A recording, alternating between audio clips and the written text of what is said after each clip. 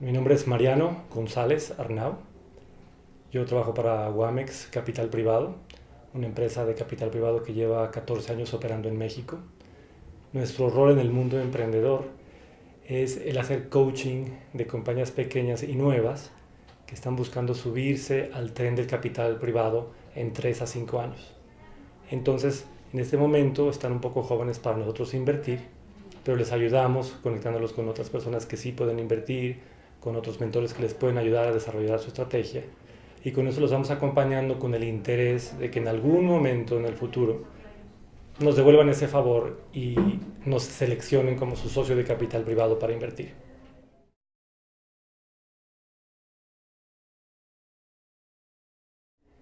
En algunos momentos la compañía puede ya estar lista para recibir capital, pero quizá no todo el capital que el inversionista quisiera invertir. Un ejemplo, la compañía quiere levantar 5 millones de dólares para desarrollar un producto, para crecer su fuerza comercial, y el fondo le dice, yo quisiera invertir desde ahora 8 millones, o quisiera invertir 10 millones. Entonces, un pro puede ser el que tengas todo el capital necesario y no tengas que hacer otro levantamiento de capital. Una desventaja o un contra es a qué costo vas a hacer eso. Entonces, si te ponen más dinero del que tú necesitabas, es muy factible que te vayan a diluir más de lo que tú tenías planeado diluirte. Aquí viene la creatividad de la estructura y en algunas ocasiones tú puedes decir, te recibo 4 millones ahora a esta evaluación y sujeto a que yo cumpla con ciertos parámetros requisitos, entonces los siguientes 4 de la evaluación entrarían a este nivel más alto. Y de esa manera puedes tú asegurar que no te diluyas más allá de la cuenta, pero que sí tengas la certeza de que los 8 millones o los que sean que tú querías para crecer, ahí van a estar disponibles. Por el lado del fondo, las mismas consideraciones aplican y un muy buen fondo te va a aceptar esa propuesta.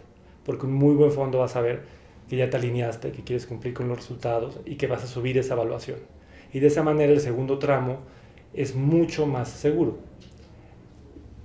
Si aparte el negocio no funciona, pues entonces el segundo tramo no entra y nadie pierde, que tampoco es una mala situación. Pero hay que verlo con mucho cuidado, lo de los pros y los contras, tienes que hacer doble clic, doble clic, doble clic para saber por qué lo quieres hacer en ese momento.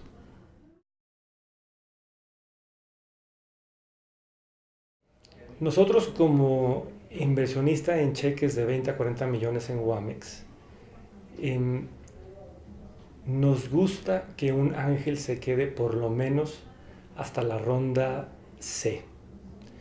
Si en una primera ronda de levantamiento de capital de crecimiento, un inversionista ángel o un inversionista semilla o el mismo emprendedor quiere ya sacar un componente secundario, es decir, dinero para él, si no es estrictamente para cubrir una necesidad básica del emprendedor o del inversionista, a nosotros no nos gusta. A nosotros nos gusta que en esas rondas todo el capital que se invierta sea para el beneficio de la empresa. Ahí claramente uno no puede tener a un emprendedor que tenga deudas en la tarjeta de crédito, que no pueda pagar sus colegiaturas, que tenga la casa con doble hipoteca. Entonces uno tiene que hacer un trabajo cuando es ángel o inversionista de capital venture, de saber cuál es el perfil del empresario, del emprendedor, y ayudarle a resolver todos esos temas.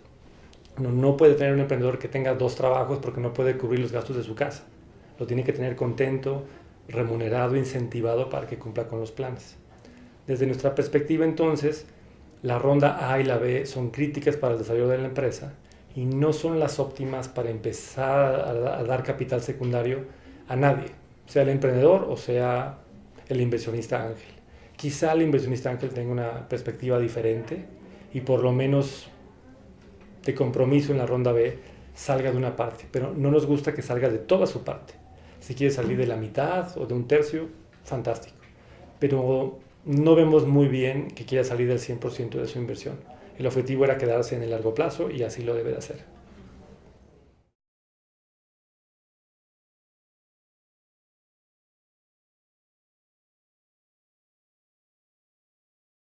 En debida proporción guardada, los inversionistas ángeles, los de capital venture, los de capital de crecimiento y definitivamente los de capital buyout de compras de control participan todos dentro del consejo y los comités operativos de la empresa. Mientras más abajo en la curva de capital, la participación de los inversionistas es cada vez más intensa. Siempre hay excepciones de alguien que sea estrictamente un inversionista pasivo, pero la regla dice que uno debe ser muy activo dentro de la inversión que está realizando. Y un emprendedor cuando escoge a un ángel, debe de pensar de esa manera. Si por alguna razón solamente necesitas el capital y ya sabes hacerlo todo, que es muy raro, pues bueno, encuentra a un ángel que sea pasivo. Pero cuando tú entrevistas a ángeles, lo que quieres hacer es alguien que te aporte capital inteligente, capital más allá del cheque en pesos, que te pueda conectar con personas que te ayuden en el desempeño de tu carrera, en el desarrollo de tu empresa, en conseguir nuevos clientes, en desarrollar prototipos, en obtener mejores precios en servicios profesionales, en expanderte regionalmente, etcétera, etcétera. Entonces el ángel definitivamente está en el consejo y seguramente entrará a un par de comités muy importantes. Compensación puede ser uno de ellos, crecimiento el otro, temas que tengan que ver con contrataciones es muy importante cuando vayas a meter a otros profesionales a la empresa. En un fondo venture de igual manera van a estar contigo, sobre todo en temas de estrategia.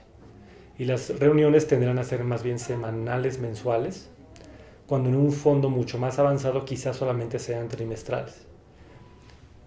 También tienes que pensar al final del día si a ese tipo de estructuras como emprendedor te llaman la atención, porque vas a tener que compartir el poder de decisiones y otorgar ciertos poderes para que estas personas, sea el ángel o los fondos, te aprueben un presupuesto, te aprueben una contratación, te dejen vender otra parte de la compañía, te endeudes, cambies tu plan estratégico, dejes un producto por un lado y te enfoques en otro. Eso es algo muy importante y muchas veces en el proceso de diligencia se olvida. Entonces tienes que estar siempre consciente de qué tanto se te van a meter a la operación y a ti qué tan cómodo te hace sentir eso. Eso es importante.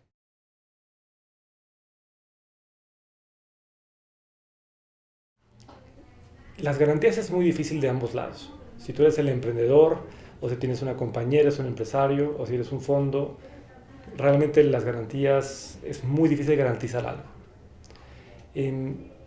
Las preferencias son quizá aún más importantes. Las preferencias típicas de las personas que invierten son el que tú tengas un derecho preferencial de invertir en cualquier ronda subsecuente, el que tú tengas el derecho a un dividendo preferencial, por ejemplo, el que tengas una protección de tranche, en que si la compañía se vende, tu inversión de X sea protegida por un 2X, por un 3X, de tal manera que los primeros dineros que salen se dediquen a pagar a ese inversionista.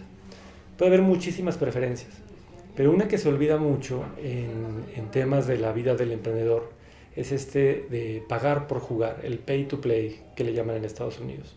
Muchas veces los inversionistas piden tantas preferencias, tantas protecciones antidilutivas, que se olvidan de pedirles a los inversionistas un poder efectivo para realizar esa inversión. Entonces el emprendedor debe de poner esas cláusulas para asegurar que el inversionista ejecute su inversión. Y si no la ejecuta, entonces pierde los derechos sobre cualquier futura ronda.